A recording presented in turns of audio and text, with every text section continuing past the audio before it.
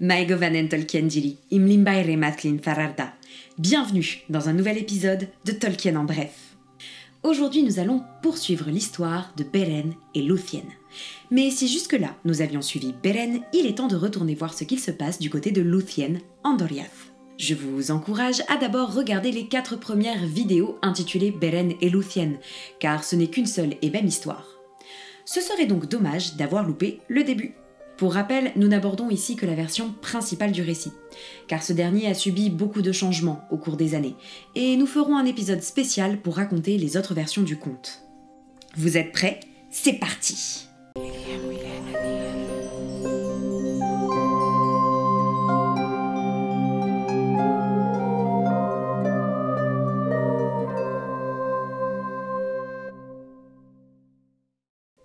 Donc, Beren, après avoir accepté le défi de Thingol, était parti à Nargothrond, en espérant bénéficier de l'aide du roi Finrod dans sa quête impossible du Silmaril. Il obtint son aide, mais malheureusement, Finrod, Beren et leurs 10 compagnons se retrouvèrent prisonniers dans les geôles de Sauron, qui envoyaient des loups-garous les dévorer un par un. Prisonniers dans les geôles fascistes. Pendant ce temps, Lúthien était restée en Doriath. Elle était inquiète et malheureuse, refusant désormais de chanter ou danser. Lorsque Beren fut jeté dans les fosses de Tolin Gawroth, c'est un sentiment d'horreur qui l'envahit. Elle alla donc chercher conseil auprès de sa mère, Melian, qu'elle savait particulièrement clairvoyante, pour essayer de savoir ce que Beren traversait. Melian lui dit alors ce qu'il en était, que Beren était désormais le prisonnier de Sauron et ses loups, et qu'il n'avait que peu de chances d'en réchapper, et encore moins d'être secouru. Lúthien fut bouleversée par la nouvelle et résolut d'aller elle-même le délivrer. Car elle l'aimait profondément et ne pouvait accepter que Beren meure à cause de l'amour qu'il lui portait. Et si pour cela, elle devait aller seule dans le nord et affronter les serviteurs de Morgoth, elle le ferait. Mais avant de faire quoi que ce soit, elle alla parler à son vieil ami, Daeron. Attends une seconde, ça serait pas déjà ce fameux Daeron qui a balancé Lúthien à Thingol ? Si, ce même Daeron. À croire qu'elle ne devait pas savoir comment son père avait été averti de ses rendez-vous clandestins avec Beren. Donc elle alla voir Daeron et lui fit part de sa tristesse et de son désespoir. Elle lui dit vouloir s'enfuir pour sauver Beren et lui demanda de l'aider, si ce n'est en se battant à ses côtés, au moins en l'accompagnant le plus loin possible. Mais Daeron, évidemment, n'avait nullement l'intention de mettre sa propre vie en danger pour le mortel qui lui avait volé l'amour de Lúthien. Il dit à Lúthien qu'il n'avait pas grand-chose à faire du sort de Beren, mais qu'en revanche, il ne pouvait pas la laisser sans défense. Lúthien crut donc qu'il ferait quelque chose pour elle, et partit en le remerciant. Mais bien sûr, l'aide que Daeron comptait lui apporter n'était pas vraiment celle qu'elle attendait. Il souhaitait non pas la protéger des forces du mal qu'elle rencontrerait sur sa route, mais la protéger de ce qu'il jugeait être une folie. Et pour cela, Laisse-moi deviner, il va encore cafeter auprès de papa, c'est ça ? Et pour cela, il alla raconter au roi ce que Lúthien lui avait confié. Affirmant que si Thingol ne faisait rien, sa fille s'enfuirait pour aller vers une mort certaine, pour délivrer ce mortel dont elle s'était amourachée. Alors là encore, laisse-moi deviner. Thingol ne va pas du tout apprécier et va faire un truc complètement stupide contre la vie de sa femme. Je crois que tu commences à cerner le personnage. Thingol fit venir sa fille pour lui faire part de son mécontentement, une fois de plus, et pour lui demander de renoncer à cette folie. Mais Lúthien se tut et ne fit aucune promesse à son père. Elle décida d'ailleurs de ne globalement plus rien dire car elle était systématiquement trahie. Thingol, passa alors en mode psychopathe. Il réfléchit à un moyen d'empêcher sa fille de s'enfuir. Or, il ne voulait pas l'enfermer dans les cavernes ou leurs cachots, car il savait qu'elle avait besoin de la lumière des cieux et avait peur qu'elle finisse par disparaître s'il la gardait dans de telles conditions. Il eut alors une idée. À l'extérieur du palais, pas très loin de l'entrée de Ménégloth, dans la forêt de hêtres de Neldorès, poussait le plus grand de tous les arbres. Il était constitué de 3 énormes troncs lisses, dont les premières branches étaient situées très haut. Cet arbre était appelé Hirilorn, et Thingol décida d'y faire construire une maison en bois pour Lúthien, dont il serait impossible de s'échapper. Cette petite maison était donc située très haut dans l'arbre et possédait 3 coins et 3 fenêtres. On ne sait pas combien de temps cela a pris. En tout cas, ce fut rapide, car Lúthien n'eut pas le temps de préparer un plan d'évasion et de le mettre en pratique avant que la maison ne soit terminée. Thingol fit finalement escorter Lúthien jusqu'à sa maison perchée, où elle monta grâce à des échelles qui furent retirées dès qu'elle mit le pied dans sa prison.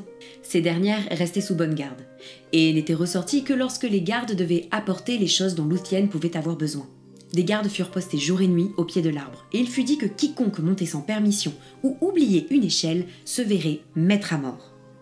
Ah ouais, quand même. Je savais que Thingol était assez extrême, mais de là à bafouer les règles des elfes... Thingol espérait ainsi retenir sa fille prisonnière aussi longtemps que possible, afin qu'elle n'aille pas se mettre en danger pour sauver Beren.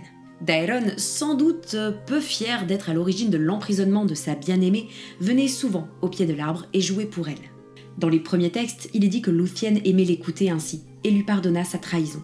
Elle aurait même quelque peu apprécié son séjour contraint et forcé. Mais la version du Silmarillion étant raccourcie, on ne sait pas quels détails auraient persisté dans le récit final. Une nuit, lui vint un rêve, envoyé par les Valar ou peut-être par sa propre mère. Elle y entendit la voix de Beren qui l'appelait. À son réveil, son cœur ne souhaitait qu'une chose, aller secourir celui qu'elle aimait.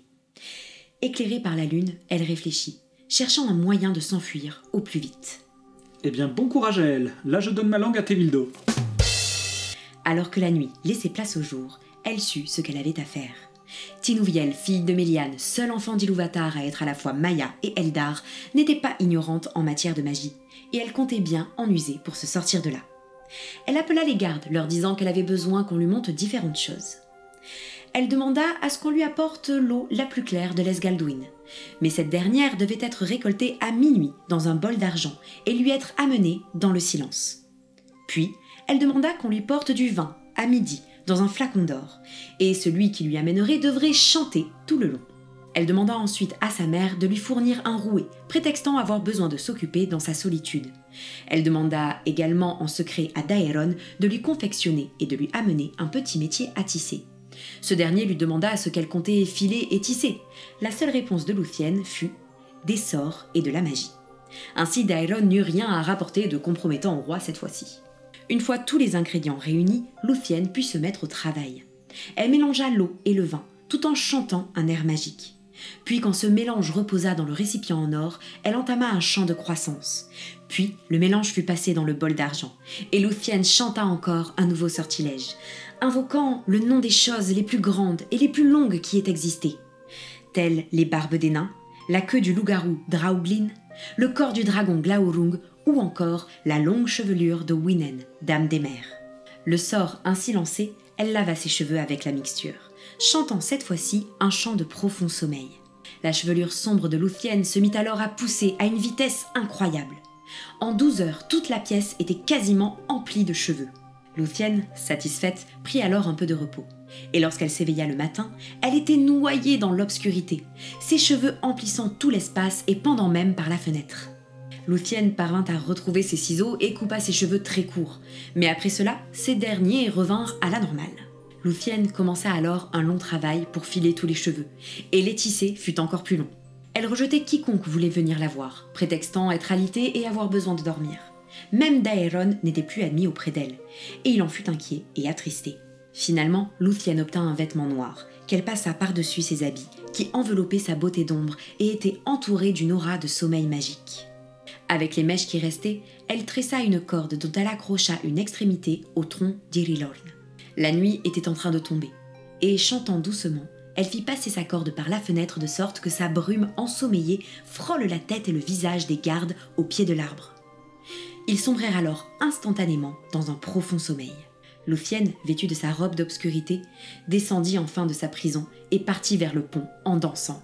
Et avant que les gardes du pont n'aient pu dire quoi que ce soit, elle chantait et dansait au milieu d'eux, les frôlant avec sa robe magique et les endormant tous. C'est ainsi que Lúthien s'enfuit de sa prison et du royaume de son père, dans l'espoir de sauver Beren.